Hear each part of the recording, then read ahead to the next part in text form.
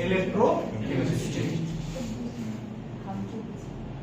मोटा मोटी 200 से ऊपर टॉपिक, मोटा मोटी 200 से ऊपर टॉपिक। और टॉपिक का रिलेशन ऐसा कि अगर पिछला टॉपिक नहीं समझ में आएगा आगे वाला टॉपिक समझ में नहीं आएगा। और इसमें हम ये भी नहीं बोलेंगे कि जैसे पिछला चैप्टर क्या था, वेपर प्रेशर तक अगर कोई पढ़ा हुआ है तो उसके बाद रॉड्स वगैरह सारा कुछ समझ में आया होगा। जिसका वेपर प्रेशर नहीं है नहीं समझ में आएगा। ठीक उसी तरह जिन लोगों को रेडॉक्स रिएक्शन यहाँ पढ़ा दिए हम और उसके बाद वहां समझ में आ गया तो ठीक है। रेडॉक्स रिएक्शन में अगर आए बाएं टाएं किए तो ये पूरा चैप्टर माथे के ऊपर से चला जाएगा। पहले बता दें क्यों। इलेक्ट्रोकेमिकल सेल और इलेक्ट्रोलाइटिक सेल दोनों टॉपिक आपके माथा के ऊपर से जाना है। फिर प्राइमरी सेल सेकेंडरी सेल जो भी है, चाहे वो विकलांग हो चाहे वो गैल्वेनिक हो, कोई भी हो, चाहे मरकरी सेल, रिएक्शन फिर याद करना पड़ेगा। समझा नहीं पाएंगे हम आपको कहां ऑक्सीडेशन हो रहा है, कहां रिडक्शन हो रहा है, कहां कौन इलेक्ट्रोलाइट यूज होगा। ये सारा टॉपिक फिर आपको क्या करना पड़ेगा, याद करना पड़ेगा। अगर समझना है तो इसके टॉपिक वाइज सिस्टम को समझते चलिए, बेहतर होगा आपके लिए। और रिवीजन का काम आज से शुरू कीजिए, ठीक है। जैसे अभी हम यदि करके क्लास लेके, आज जो इकट्ठा वाला दिन है, सबको इकट्ठा खाइएगा, पूछो पहला दूसरा चैप्टर से पूछो, पूछेंगे, सीधी सी बात है। जे मन करेगा वो नहीं, आज ही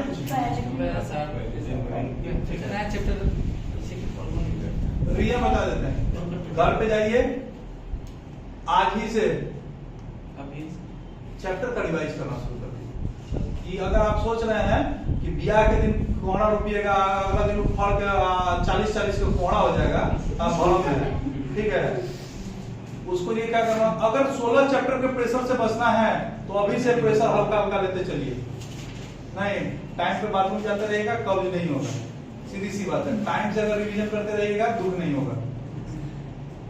जहां बेटाइम हुए दुख होना शुरू। 16 चैप्टर मजाक नहीं है, ठीक है। चलो चैप्टर का नाम आ जाओ इलेक्ट्रोकेमिस्ट्री। चैप्टर इसलिए बेहतरीन है क्योंकि कुछ भी याद नहीं करना है। नॉट अ सिंगल टॉपिक जो कि आपको याद कर रहे हैं। 2 चैप्टर आएगा जिसमें बोलेंगे याद करना है। एक बायोमोलिक्यूल, उसमें हम कुछ नहीं कर सकते। डीएनए का स्ट्रक्चर फलाना ढकाना चिलाना है, डीएनए का स्ट्रक्चर वैसा ही होगा, आप हम बदल नहीं सकते। तो एक वो चैप्टर याद करना होगा और दूसरा पॉलीमर्स, एक वो चैप्टर आपको याद करना होगा। ये 2 चैप्टर आपको याद करना, बाकी कोई चैप्टर याद नहीं करना है। सारे चैप्टर के पीछे का कंसेप्ट और एक ही आपको बताया। हम अभी फिजिकल चल रहा है, ऑर्गेनिक जैसे ही शुरू करेंगे, ऑर्गेनिक वाला कॉपी फेक नहीं ना दिए, मोर देन इनफ पढ़ाया हुआ है आप लोगों को ऑर्गेनिक। उस टॉपिक को रखिएगा ताकि उसका एप्लीकेशन जब हम आपको करवाएं तो आपको समझ में आ सके, ठीक है। चलिए तो हम लोग चैप्टर शुरू करते हैं बेसिक कंसेप्ट के साथ। इलेक्ट्रोकेमिस्ट्री किसको बोलते हैं?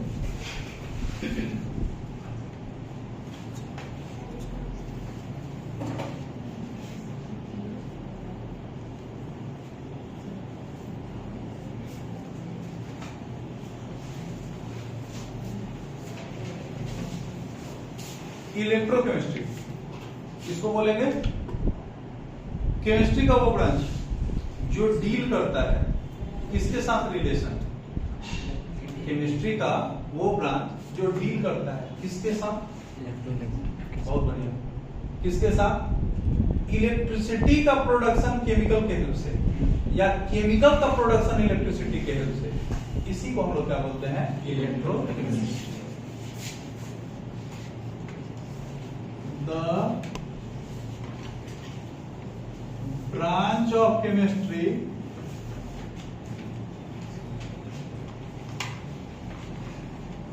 which deals with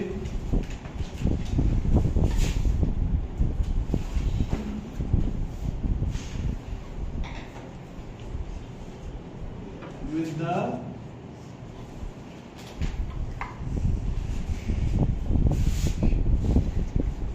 reactions occurring in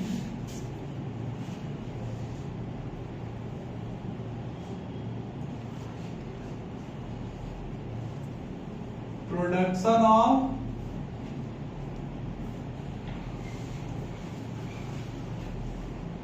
electricity by the help of chemicals.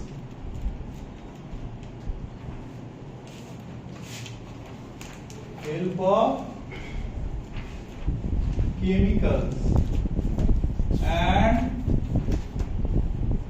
production of chemicals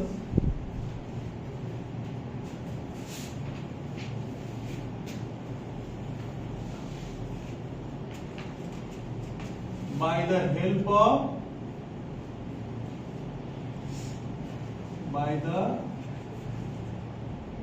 help of electricity is known as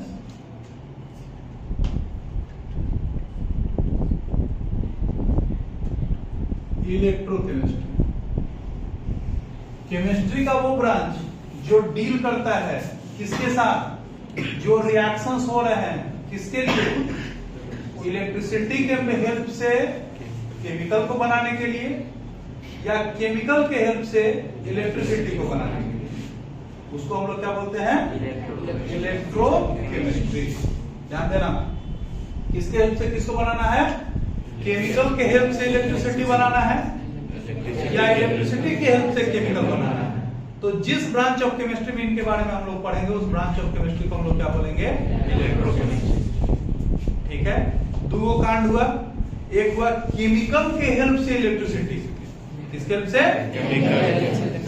ऐसे सेल को हम लोग बोलते हैं इलेक्ट्रोकेमिकल सेल। क्या बोलते हैं, और इलेक्ट्रिसिटी के हेल्प से केमिकल, किसके हेल्प से, केमिकल, इसको हम लोग क्या बोलते हैं, इलेक्ट्रोलाइटिक सेल। क्या पढ़ते हैं, इस पूरे चैप्टर में हमको बस दो तरीके का टॉपिक पढ़ लेना है, एगो इलेक्ट्रोकेमिकल सेल, एगो इलेक्ट्रोलाइटिक सेल, बस। ठीक, इलेक्ट्रोकेमिकल सेल में क्या होगा, इलेक्ट्रिसिटी सॉरी केमिकल के हेल्प से क्या बनाना है, इलेक्ट्रिसिटी, और इलेक्ट्रोलाइटिक में इलेक्ट्रिसिटी के हेल्प से केमिकल। जिस ब्रांच ऑफ केमिस्ट्री में इन दोनों चीज के बारे में आप पढ़ लीजिएगा वो क्या कहलाएगा, इलेक्ट्रोकेमिस्ट्री। अब एक होता है स्पॉन्टेनियस प्रोसेस और एक होता है नॉन स्पॉन्टेनियस प्रोसेस। इसके बारे में हम लोग डिटेल जब पढ़ाई करेंगे तब कर लेंगे। ठीक है, हाँ भाई। The branch of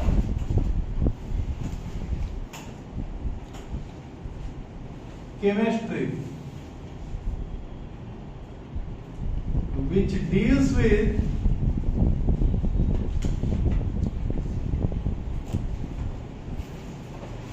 relation between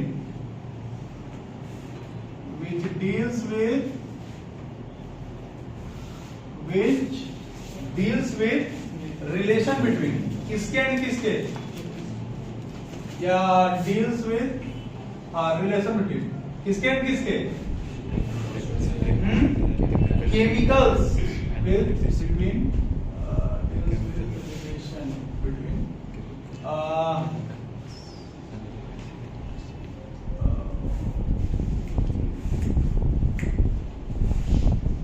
reactions,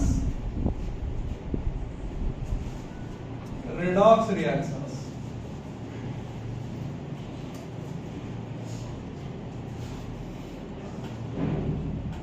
occurring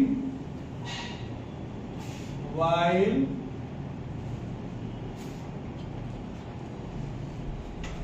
transformation of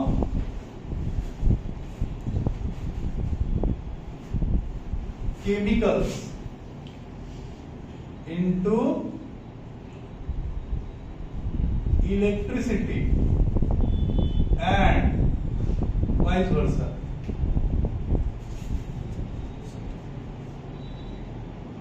is known as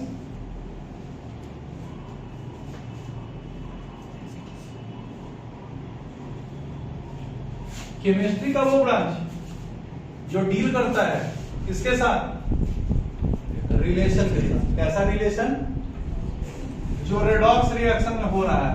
कब हो रहा है, जब केमिकल्स बदल रहा है इलेक्ट्रिसिटी में और इलेक्ट्रिसिटी बदल रहा है केमिकल में, उसको हम लोग क्या बोलते हैं, इलेक्ट्रोकेमिस्ट्री। अब देखो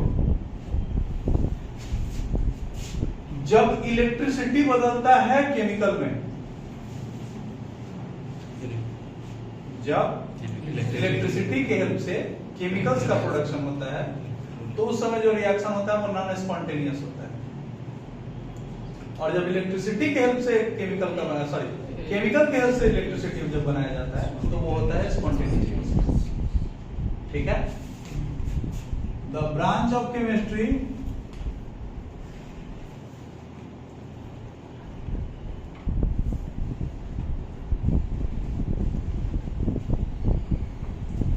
in which spontaneous and non-spontaneous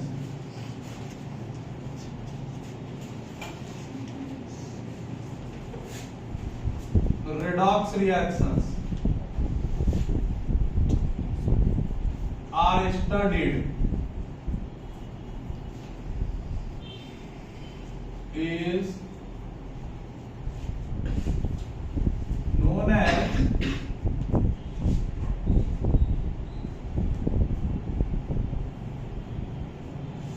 electrochemistry. चाहे आप किसके बारे में पढ़ रहे हो, चाहे आप किसके बारे में पढ़ रहे हो, स्पॉन्टेनियस या नॉन स्पॉन्टेनियस, कंडीशन यही होना चाहिए कि रेडॉक्स रिएक्शन होना चाहिए, रेडॉक्स रिएक्शन। तो इसको हम लोग क्या बोलते हैं, इलेक्ट्रो। आप तीनों में से कोई भी डेफिनेशन लिखिए, तीनों सही है। ठीक है। अब cell, what is the meaning of cell? CEEL, cell का मतलब स्मॉलेस्ट यूनिट। यहाँ पे क्या लिखोगे, माइटोकॉन्ड्रिया, साइटोप्लाज्म, प्रोटोप्लाज्म। और सॉलिड सेल का मतलब क्या होता है? सबसे छोटा। हाँ, सेल क्या होता है? Fundamental unit of life. बहुत बढ़िया। What is cell? यही पढ़े हो, सेल और बैटरी एक ही चीज होता है। तो सेल का मतलब क्या होता है? सिंगल है तो सेल, ड्यूरा सेल। और जब दो या दो से ज्यादा सेल्स को सीरीज में जोड़ा जाता है तब हो जाता है बैटरी। हम सेल पूछ रहे हैं कि सेल क्या होता है? सेल का मतलब होता है बर्तन। सेल का मतलब क्या होता है? बर्तन। सीधी सी बात। आप बायो के सेल में ले लीजिए तो वो एक ऐसा बर्तन है जिसमें माइटोकॉन्ड्रिया, प्रोटोप्लाज्म, साइटोप्लाज्म सारा रखा हुआ है। ठीक है। अगर आप केमिस्ट्री का सेल ले लीजिए, नहीं, इंग्लिश का सेल लो, CEEL, सेल का मतलब जेल, उसमें काची रखा हुआ है, आदमी कैदी रखा हुआ है। इस केमिस्ट्री का सेल ले लो, इसमें केमिकल्स को रखा हुआ है। बस सेल का मतलब ये होता है क्या? बर्तन, जिसमें कोई चीज रखा हुआ है। ठीक है। अब देखो, एक होता है डायरेक्ट रिडॉक्स रिएक्शन और एक होता है इनडायरेक्ट रिडॉक्स रिएक्शन। तो जब डायरेक्ट रिडॉक्स रिएक्शन होगा तो वो इलेक्ट्रोलाइटिक सेल होगा, और जब इनडायरेक्ट रिडॉक्स रिएक्शन होगा तो वो कैसा होगा? Electrochemical cell. तो सेल का मतलब क्या होता है? एक ऐसा बर्तन, अ वेसल, जिसमें डायरेक्ट या इनडायरेक्ट रेडॉक्स रिएक्शन को प्रोसीड करवाया जा सके, उसको क्या बोलते हैं? Cell. A vessel in which a direct और इनडायरेक्ट, सबका मतलब आएगा, redox reactions can take place या कैन अकर, या redox reaction occur is known as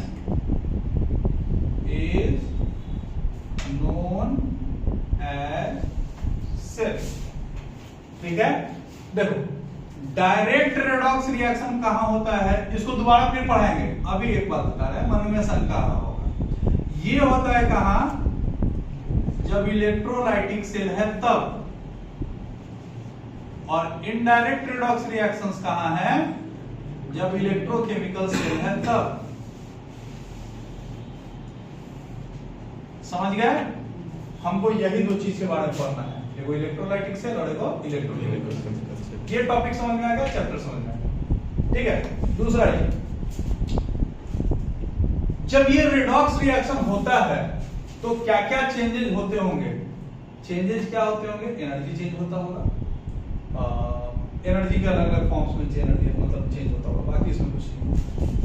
change होता है, मैटर का कन्वर्शन होता है इलेक्ट्रिसिटी में, और इलेक्ट्रिसिटी के हेल्प से केमिकल्स का कन्वर्शन होता है मैटर में। मतलब है एक ही चीज, प्रोसेस अपने आप को रिवर्स कर रखता है। देखो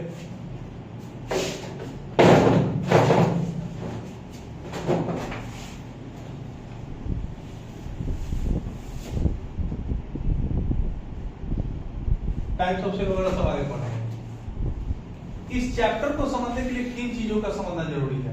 इस चैप्टर को समझने के लिए सबसे पहले आपको समझना पड़ेगा कंडक्टर किसको कहते हैं। ये टॉपिक, ये जो बात है वो एनसीईआरटी नहीं पढ़ाया है। क्यों बोला क्या as you have already studied in class 9, 10 and 11 पढ़ के आ गए हैं, अब हम नहीं पढ़ाएंगे। लेकिन हमको तो पूरा उम्मीद है कि आपको पूरा पढ़ के आ गए। नहीं, टॉपिक है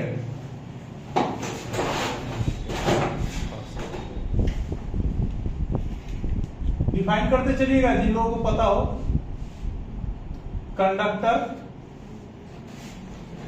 जिससे इलेक्ट्रिसिटी पास कर, हम पहले लिखते हैं इलेक्ट्रिकल कंडक्टर, वो कंडक्टर नहीं होता है। यहां पे किसका बात हो रहा है? इलेक्ट्रोकेमिस्ट्री का। तो दिमाग में रखिएगा क्या इलेक्ट्रिकल कंडक्टर का ही बोल रहा है। Substance through which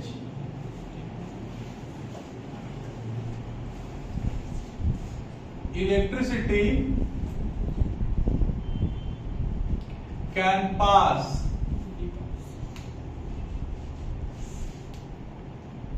quite easily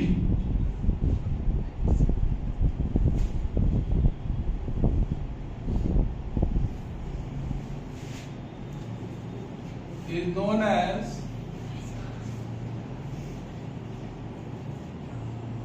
क्या? कंडक्टर। एक ऐसा सब्सटेंस जिससे इलेक्ट्रिसिटी केवल पास कर सकता है उसको हम लोग क्या बोलते हैं? कंडक्टर। अब आसानी से कर सकता है कि नहीं ये बात दूसरे, तो अगर आसानी से पास कर जाएगा तो वेरी गुड कंडक्टर।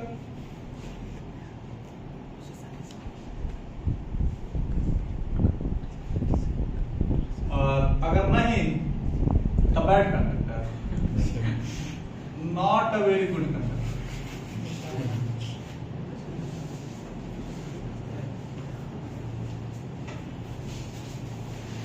अब इसके अंदर दो चीज आता है। अगर ये वेरी गुड कंडक्टर है ना, तो मान के चलो कि ये मेटालिक सिस्टम होगा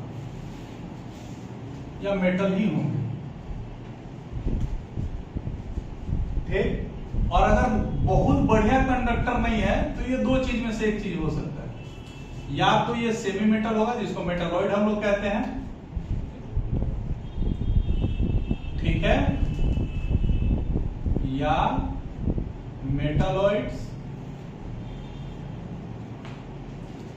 और नहीं, इधर मत करो, इसको थोड़ा सा और अच्छा करो।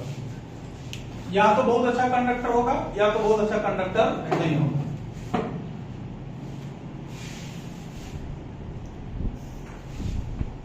It may be of two types. ये दो तरह का होता है। कौन कौन? एक होता है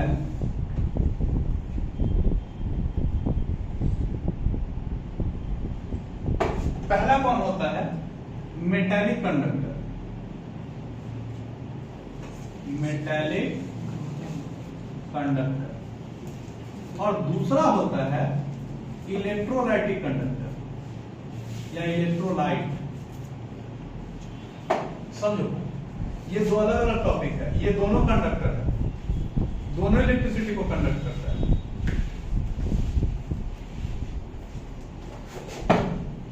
टॉपिक आइए, मेटालिक नहीं, एक ऐसा सबस्टेंस जिससे आसानी से इलेक्ट्रिसिटी उसके सॉलिड स्टेट में पास कर सकता है most of the cases, graphite छोड़ के, तो उसको हम लोग क्या बोलते हैं, metallic conductor. A substance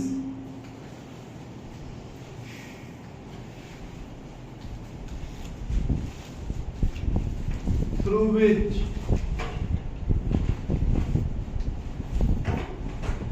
electricity can pass quite easily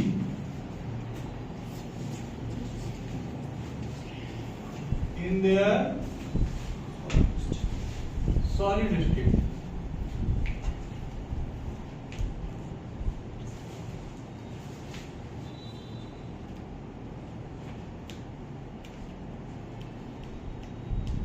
Is known as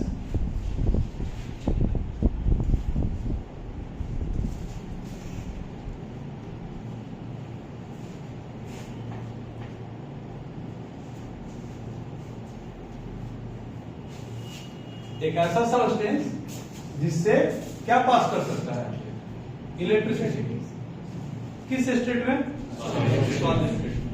अभी तीन तरीके का हो सकता है। सॉलिड स्टेट में जाने के लिए क्या होना पड़ेगा,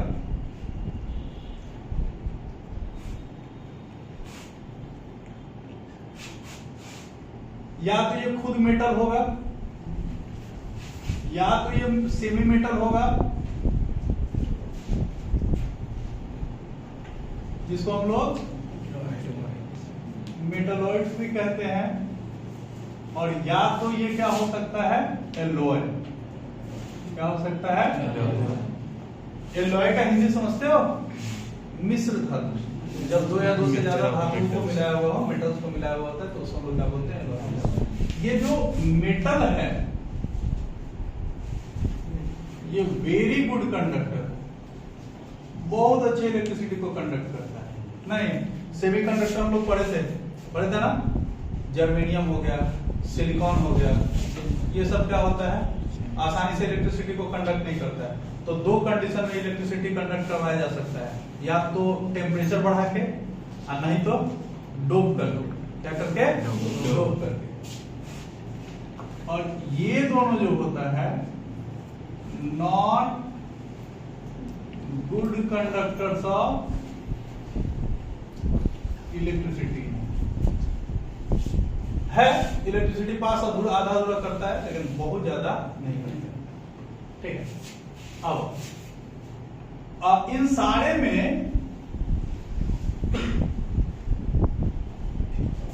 a substance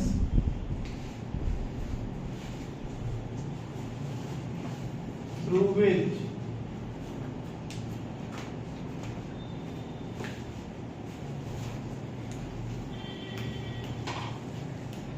electricity can pass by the movement of electrons, free electrons,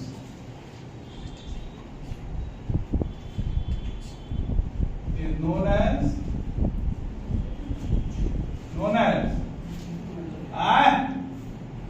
conductor. एक ऐसा सबस्टेंस जिससे इलेक्ट्रिसिटी पास करता है, किसके मूवमेंट के चलते, इलेक्ट्रॉन के मूवमेंट के चलते, उसको हम लोग क्या बोलते हैं, कंडक्टर। जैसे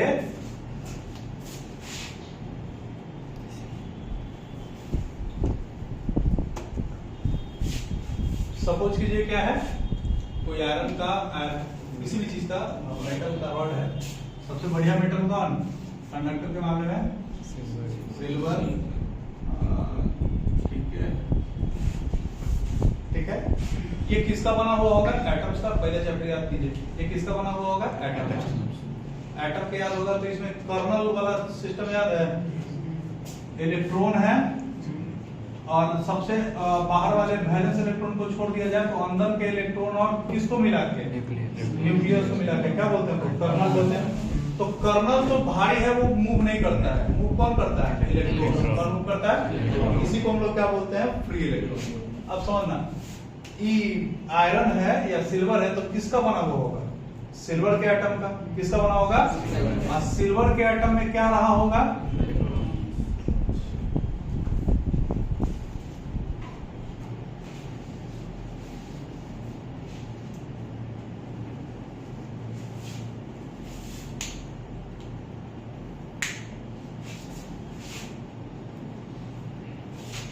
चांदी है, चांदी है। अभी तो इसको हम छुए, करंट नहीं मारा, यानी इसको अंदर रखी छुए तो मारा, तब समझाएगा ये। कैसे? अभी इसके अंदर एटम नहीं है, इसके अंदर इलेक्ट्रॉन नहीं है, काहे नहीं मारा? मूव नहीं है, मूव लगाओ इसमें। काहे नहीं मूव कर रहा है?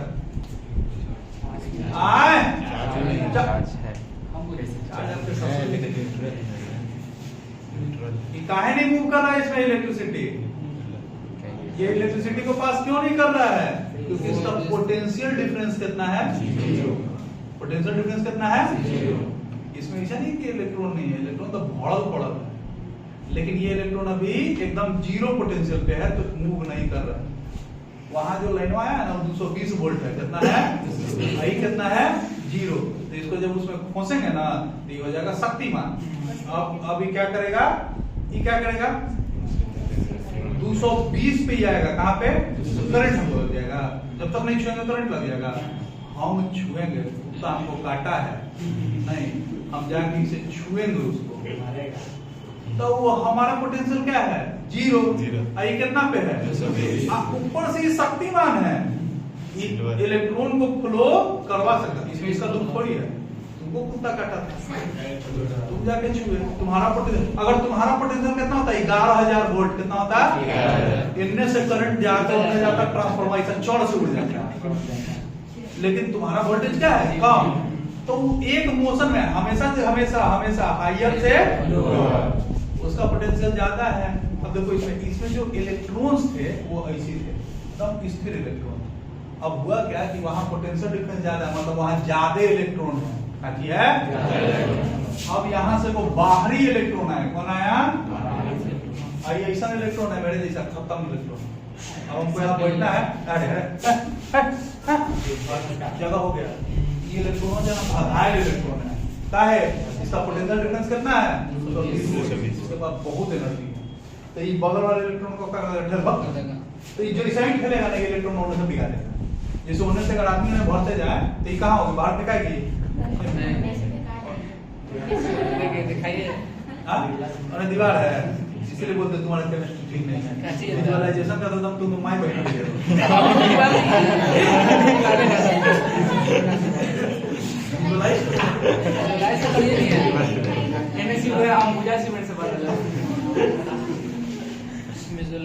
लेकिन आपका बात चलो, तो ये इलेक्ट्रॉन अगर यहाँ आएगा, कहे कि इसके पास फिक्स नंबर ऑफ इलेक्ट्रॉन होना चाहिए। अगर इसके पास इलेक्ट्रॉन ज्यादा हो गया ना, तो इसको चार्ज में से डाल के जब निकालेंगे तो हमको करंट ही मारता, लेकिन उस समय करंट नहीं मारा। मतलब जितना इसको चार्ज मिला उतना चार्ज क्या कर दिया है? बाहर फेंक दिया। तो ये इलेक्ट्रॉन जो बाहर निकलेगा तो इस जगह नया इलेक्ट्रॉन आ जाएगा। ये इलेक्ट्रॉन में क्या अंतर है? इसके पास पोटेंशियल ज्यादा था, इसके पास चार्ज दोनों ये 7। इलेक्ट्रॉन का चार्ज तो नहीं है, इसका एनर्जी क्या है? ज्यादा। लेकिन जैसे ही अंदर आएगा ना, ये वाला इलेक्ट्रॉन कहाँ फेंका गया? बाहर। तो मेरा सारा एनर्जी कहाँ यूज होगा? उसको बाहर कर लेना, हम फिर से इसके जैसा ही हो जाएगा वापस। ठीक है, जब तक बाहर से इलेक्ट्रॉन आ रहा है तब तक ही कंडक्टर के जैसा बिहेव करेगा। बाहर से आना इलेक्ट्रॉन बंद, लाइन का काम। तार कांची का लगा हुआ होगा, कॉपर का। अगर ऐसा सिस्टम होता कि एक बार लाइन आ गया, जिंदगी भर पंखा चलता तो कोई दिक्कत था नहीं। लेकिन क्या है, जब तक वो हायर पोटेंशियल पे रहेगा तब तक इलेक्ट्रॉन तार खाली ठेल देगा। अंतर यही है, इस पंखा का उस पावर हाउस से direct connection, it is just a bank. जैसे यहां पे कोई आदमी है, उसका बाल बच्चा अगर कहीं दूसरे जगह पढ़ रहा है तो डेली हर महीने जाके पैसा नहीं दे सकता। तो बैंक में पैसा जमा कर देता है, बैंक से बाद में पैसा निकाल देता है। यही है, तार is just a medium to transfer किसको? इलेक्ट्रॉन। वो इलेक्ट्रॉन के साथ कोई छेड़खानी नहीं करता है। इसका यही मानना है कि तुम अगर हमको 5000 दिए हो, मेरे अकाउंट में अगर 5000 क्रेडिट हो रहा है तो तुम्हारे अकाउंट से 5000 डेबिट होना ही होना है। उससे बैंक को कोई लेना देना नहीं। उसका अपना जो प्रॉफिट एंड लॉस है वो कितना है? 0। ये इलेक्ट्रॉन जब यहां से एक बाहर निकलेगा, अंदर जाएगा, तो जितना इसका कंस्टिट्यूएंसी पहले था, जो कंस्टिट्यूएंट पार्टिकल, जो नंबर ऑफ इलेक्ट्रॉन्स इसमें पहले थे, उतना ही अभी भी है। इसमें कोई चेंज नहीं होगा। There is no change, there is no change in composition of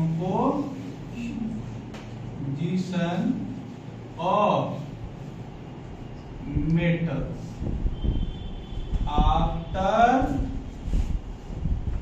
flow of current।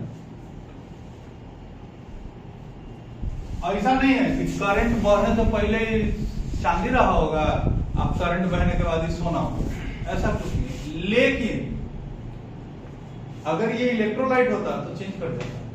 Sodium chloride में अगर हम लोग इलेक्ट्रिसिटी पास करेंगे तो सोडियम अलग और क्लोरीन अलग, चेंज कर जाएगा। तो ई कंडक्टर मेटालिक कंडक्टर समझ में आया? इलेक्ट्रिसिटी कैसे पास करेगा? कहने वाली यार फ्री इलेक्ट्रॉन कहने लिखा है।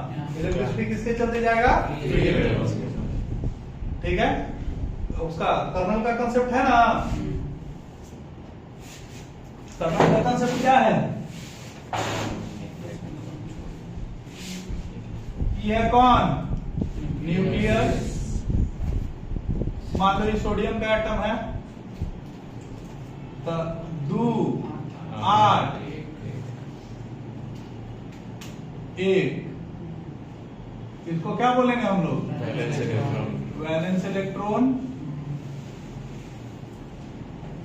ई क्या है? न्यूक्लियस। और ये दोनों क्या है? Inner electrons. बोलो ना,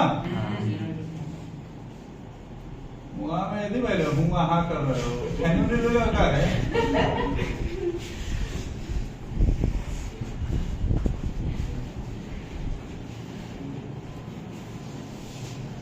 इनर इलेक्ट्रॉन प्लस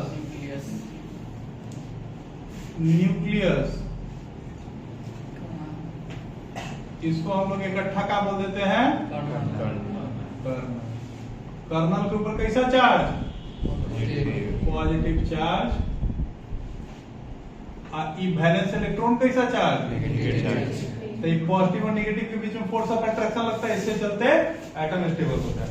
लेकिन ये जो इलेक्ट्रॉन होता है, ये पॉजिटिव इसके ऊपर लगाएगा नहीं, दूसरे एटम पे पॉजिटिव इसके नेगेटिव के ऊपर लगाएगा। अच्छा, ये इलेक्ट्रॉन क्या कर सकता है? आसानी से मूव कर सकता है, जिसके चलते इलेक्ट्रिसिटी क्या होता है? कंडक्ट होता है।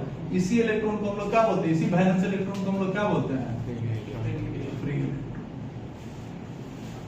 फ्री इलेक्ट्रॉन इसीलिए है क्योंकि न्यूक्लियस का जो फोर्स लग रहा है वो बहुत ज्यादा नहीं लग रहा है।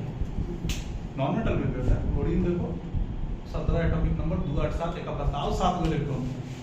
लेकिन जब चार्ज बाहर ज्यादा हुआ 7 को, अंदर 17 वो प्रोटॉन है, तो दोनों एक दूसरे को क्या करेगा? अट्रैक्ट करेगा।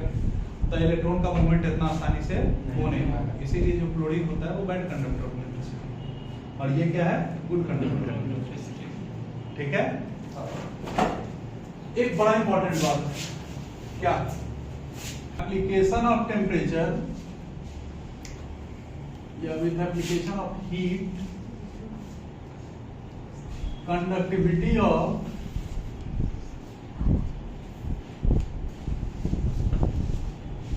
metals decreases। क्या कहता है कि अगर टेम्परेचर बढ़ाइएगा तो मेटल का जो कंडक्टिविटी है वो कम हो जाएगा। टेम्परेचर बोलो ना यार, टेम्परेचर के बढ़ाने से, टेम्परेचर के बढ़ाने से, टेम्परेचर के बढ़ाने से क्या कम हो जाएगा? मेटल का कंडक्टिविटी। कारण कारण कर्नल बोलो ना, बहुत बढ़िया। ऐसे खाली कौन मूव कर रहा था? इलेक्ट्रॉन। अब कर्नल कहाँ था? अपने जगह पे। लेकिन जब हीट करेंगे तो कर्नल का भी काइनेटिक एनर्जी क्या होगा? बढ़ेगा। अब अगर इलेक्ट्रॉन इधर भाग रहा है तो कर्नल भागना शुरू कर देगा अपोजिट, तो दोनों एक दूसरे से टकराएगा। तो पहले हम ऐसे टांग पसार के चल रहे थे, अब फिर दशहरा का दिन आ गया, कोई आदमी उन्हें से आ रहा, कोई नहीं जा रहा था, इससे करके इसे जाया पड़ता है, तो उसमें मेरा स्पीड क्या हो जाता है? कम। इसीलिए मेटल का कंडक्टिविटी क्या हो जाएगा? रीजन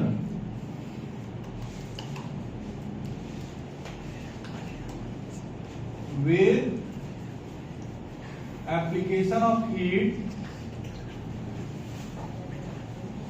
with बोलने application of heat, the movement of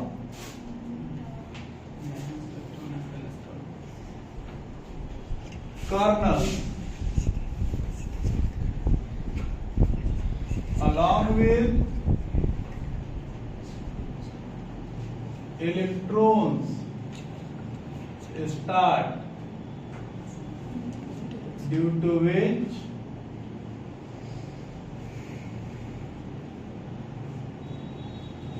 conductivity decrease। अच्छा, सेम डायरेक्शन में होता ना, सेम डायरेक्शन में होता तो भी कंडक्टिविटी कम हो जाता। यहाँ तो डायरेक्शन है अपोजिट है। दशहरा में अगर सब आदमी एक लाइन से चल रहा है तो उसका क्या होगा? जिस हिसाब से पहले दौड़ा था दूसरा हिसाब से उसे दौड़ेगा नहीं, क्योंकि हम लोग जानते हैं सारे पार्टिकल का एनर्जी एक जैसा नहीं होता। यहाँ तो वो हेने से आ रहा है, वो होने से आ रहा है, वो हेने से जा रहा है, टकराने का चांस क्या हो जाएगा? बढ़ जाएगा। तो जब कोलिजन होगा तो एनर्जी का प्रोडक्शन होगा, और एनर्जी का प्रोडक्शन होगा तो सीधी सी बात है। और इसके चलते कंडक्टिविटी क्या हो जाएगा? कम। कोई दिक्कत? ये टॉपिक खाली खत्म हुआ, कौन सा? कंडक्टर। दूसरा ये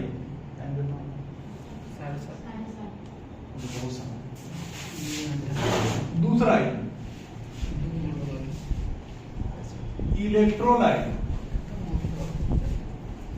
दूसरा क्या है?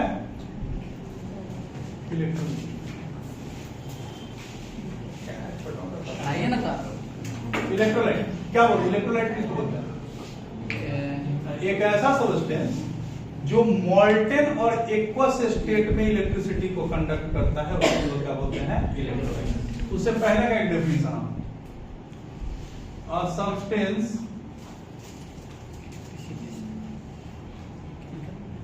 which conducts electricity in its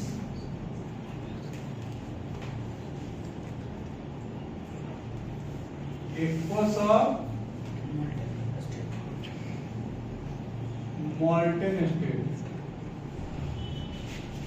is known as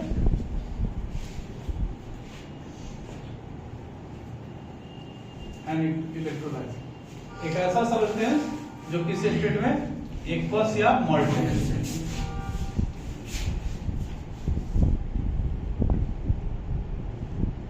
A substance which gets dissociated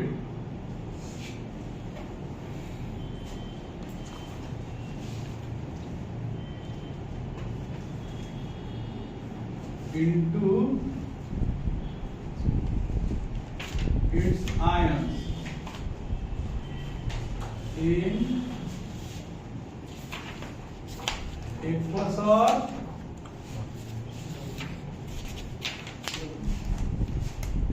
molten form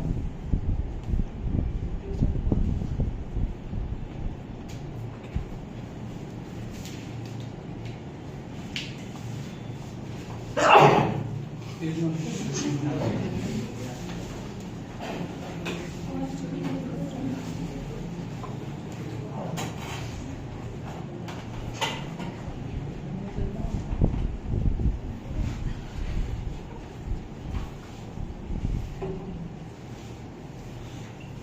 ऐसा सब्सटेंस, देखो मॉर्टन लिख के हटा दिए हैं।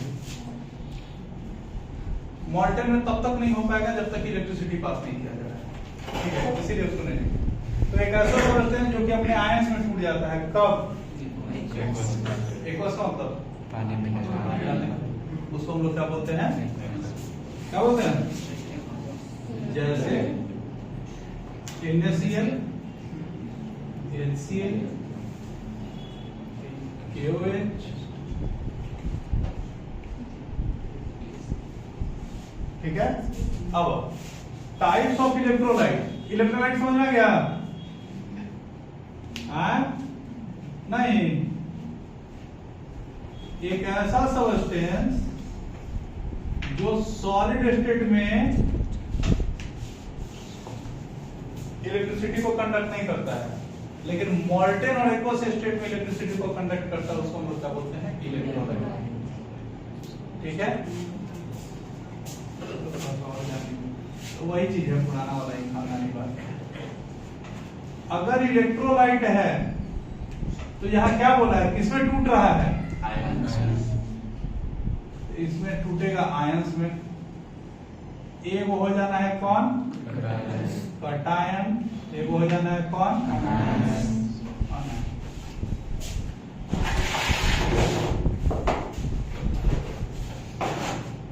कटायंस कैसा charge? Negative charge, positive charge.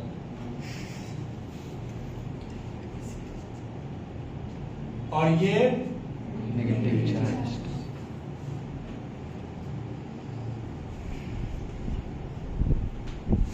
कब?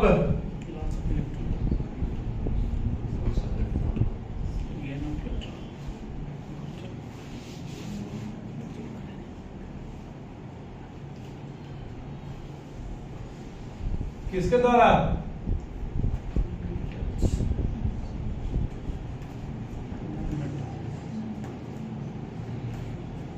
ठीक है, क्या बोलते हैं इसको हम लोग? इलेक्ट्रोलाइट। NaCl कैसे टूटेगा? कब? जब पानी में डालेंगे तब। सॉलिड स्टेट में ये अपने किसी भी बिहेवियर को शो नहीं करेगा। जितने भी रिएक्शंस वगैरह का जो बिहेवियर आप सोच रहे हैं कि ये सॉलिड स्टेट में देगा, ये किसी भी अपने बिहेवियर को शो नहीं करेगा। इसके बिहेवियरल सिस्टम को शो करने के लिए इसको किसमें आना पड़ेगा? या तो एक्वस में या मॉल्ट में, ठीक है। अब it is of two types, या electrolytes are of two types।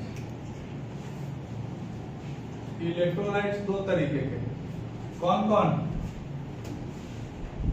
एक स्ट्रॉन्ग इलेक्ट्रोलाइट,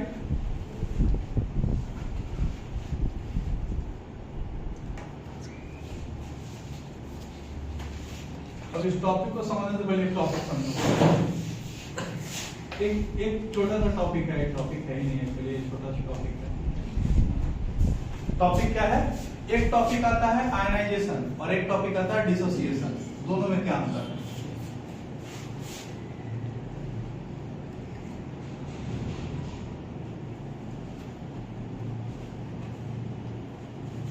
अगर कोई इलेक्ट्रोलाइट अपने आयंस में टूट रहा है या अपने आयंस में कन्वर्ट कर रहा है, पहले किस फॉर्म में था? पूरा सॉलिड के पूरे कंपोनेंट के फॉर्म में। जैसे ही इसको किसी मीडियम में डाला गया, ये अपने आयंस में टूटा। जब आयंस में टूटा तो उस प्रोसेस को क्या बोला जाता है? Ionization. The process of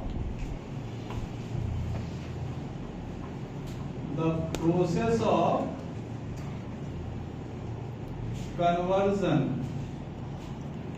of an electrolyte into its ions बोलो ना यार, पागल हो गया। Is non,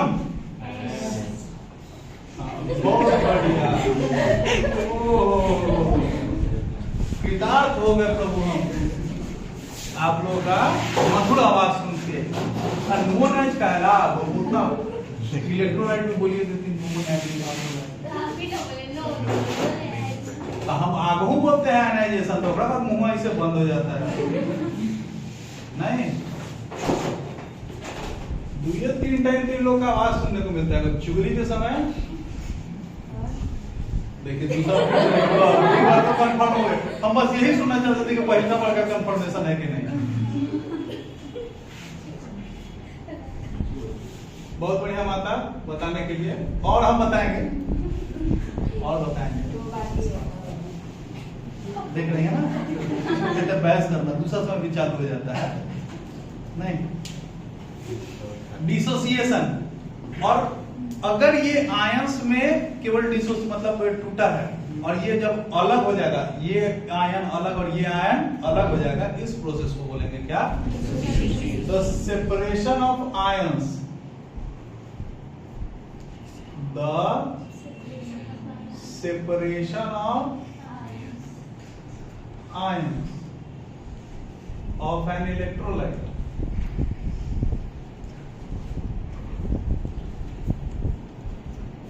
is known as dissociation. नहीं, जैसे अगर NaCl है, इसको अगर डाला गया पानी में तो Na प्लस और Cl माइनस अलग नहीं हुआ है, तो ये प्रोसेस क्या कहलाएगा? आयोनाइजेशन।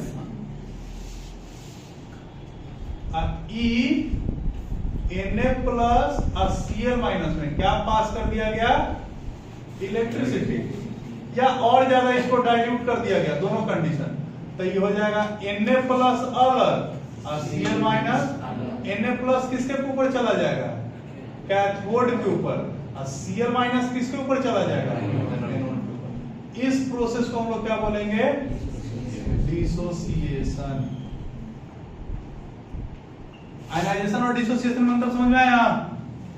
अब आइए, स्ट्रॉन्ग इलेक्ट्रोलाइट,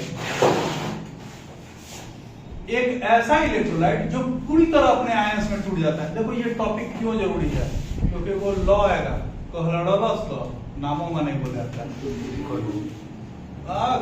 देखो को बोलो उसको कर दो, ठीक है? नाम लिखिए, नाम हम तो लिखियो दे, पढ़े में नहीं आता है। बढ़िया बढ़िया के नाम पढ़ जाता है। लड़का नहीं है। समझ गया?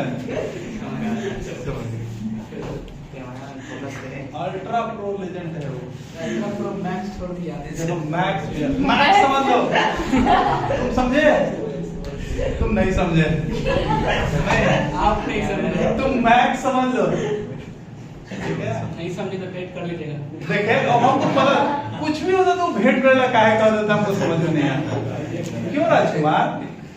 काहे बात में तुम भेंट करते चलते हो रे? कैमरा में फोकस करें। अभी आप पहला बनेंगे। स्ट्रॉन्ग इलेक्ट्रोलाइट, बहुत बढ़िया। The electrolytes which get completely dissociated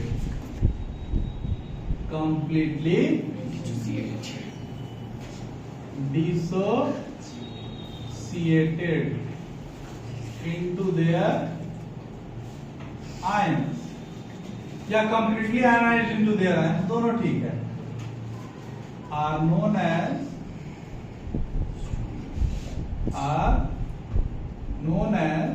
क्या? Strong electrolytes. जैसे खिलता गुलाब, जैसे जैसे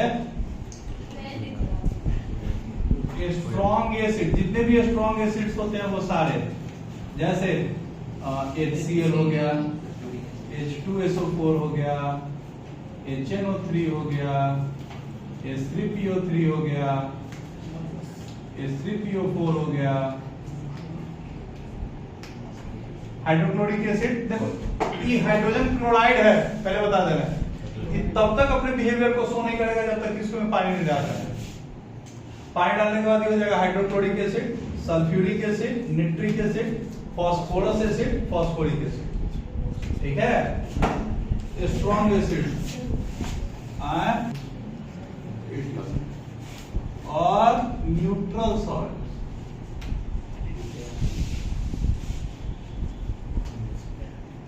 जैसे NaCl, KCl, K2SO4।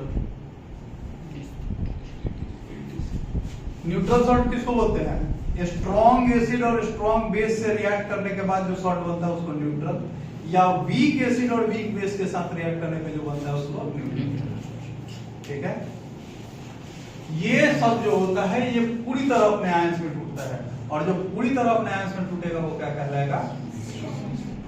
ठीक है। दूसरा ये weak electrolytes,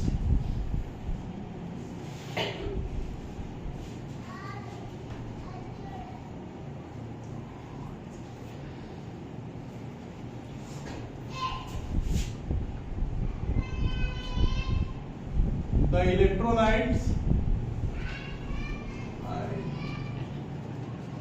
which do not get dissociated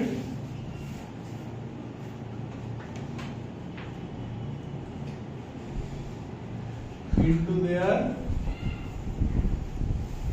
ions completely are known as क्या? बोलो भाई, वीक इलेक्ट्रोलाइट। जैसे जो वीक एसिड्स होंगे, वीक एसिड्स में कौन? जितने भी आपके नेचुरल एसिड्स हैं, और साथ में वो कार्बोनिक एसिड भी। नेचुरल एसिड में कौन? टार्टरिक एसिड हो गया, सिट्रिक एसिड हो गया, है ना, फिर ऑक्सैलिक एसिड हो गया, लैक्टिक एसिड हो गया, मैलिक एसिड हो गया। देखे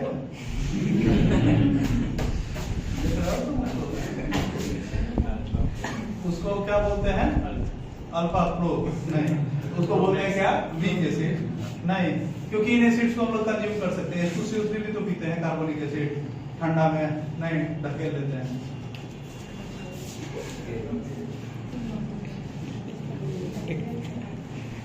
वीक बेसेस,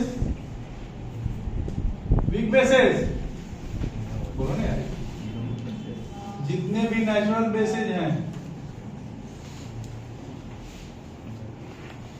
और भी है, जैसे अमोनियम हाइड्रोक्साइड हो गया, NH4OH। वीक बेस कहां से मिलेगा? कड़ैला से, नीम से। ठीक है, अब जो कड़वा कड़वा लगे एकदम,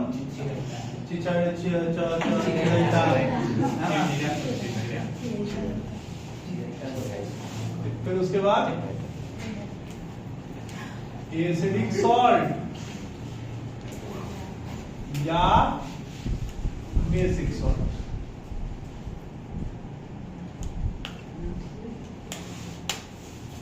इन सारा जो कंपाउंड होता है ये सारा कैसा इलेक्ट्रोलाइट होता है? Weak electrolyte. ये पूरी तरह आयंस में नहीं होता। कोई दिक्कत? हटा इसको, एक